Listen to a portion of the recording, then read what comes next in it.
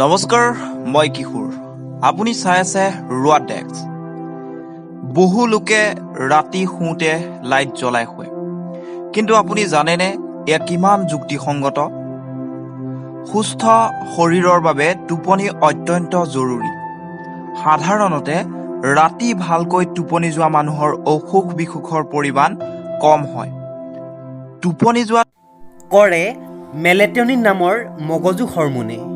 গুৰুত্বপূৰ্ণ কথাটো হ'ল এই যে এই হৰমনবিধ আন্ধাৰতহে বেছিকৈ উৎপন্ন হয়, আৰু সেয়েহে ৰাতি পোহৰত শুলে টোপনি ভাল নহয়। সেইকাৰণে সদায় আন্ধাৰতহে শুব লাগে।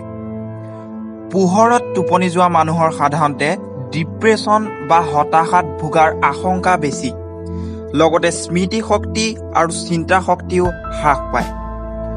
ৰাতি টোপনি ক্ষতি হোৱাৰ ফলত দিনত শুলে পোহৰ নপৰা কোঠাত শুব লাগে। আজিৰ ভিডিঅ'টো চাই নিশ্চয় ভাল পালে। আজিৰ ভিডিঅ'টোত ইমানখিনিয়ে আছিল। এনেধৰণৰ তথ্য জানি থাকিবলৈ চাই থাকিব ৰুৱা ডেস্ক। ধন্যবাদ।